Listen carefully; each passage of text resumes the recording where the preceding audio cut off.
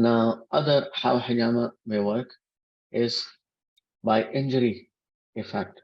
So, for example, when we cause any injury to our skin or anywhere in the body, what happens? We have, our blood gets activated, as I just mentioned. So we have a lot of white cells coming in, and we have a lot of like monocytes and lymphocytes and neutrophils, all these things. And then they do phagocytosis. They just take care of that. So now when we do Hijama, we are actually causing this injury by ourselves. So we are causing that uh, this mechanism of pulling off these white blood cells and lymphatics to just activate it further. So this how body goes into healing mode. The other is local inflammation.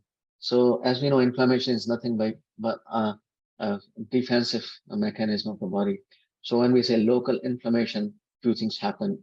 Number one, as I just said, WBC and all these things come in, and they cause little swelling in the area because of the cooling of these all uh, fluids in the body and that area. And then we have this redness in that area. We have a little pain because of the pressure. They are putting pressure on the nerves. We have pain sometimes. Again, uh, immobility of that area. So these few things we call inflammation.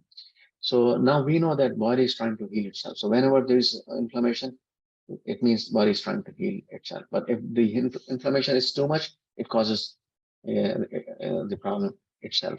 But in Hajama, we create this controlled inflammation, but this is limited inflammation. So if it doesn't really bother, but at the same time, it activates the healing.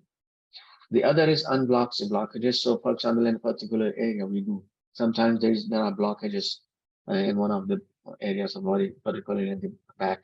So if we make little pricks and take the blood out, it unblocks that area.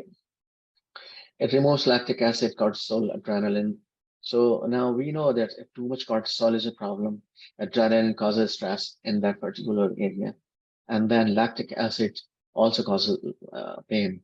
And cortisol may be because of stress, adrenaline because of too much caffeine, and also stress. And lactic acid may be because of eating too much carbohydrates, because lactic acid is formed as a result of carbohydrates. So the more carbs we eat, more lactic acid we have, and a lot of tension and muscles we have. Or it could be a result of just a muscle injury, or if we are doing exercise and we are not doing warming up and cooling down, and then we have this lactic acid staying in one place. That's why always start with a little warm up and then just do cool down after you exercise. So you just disperse lactic acid. So when we do Hijama, we just take these things out, and then we feel better, we feel healthier and better.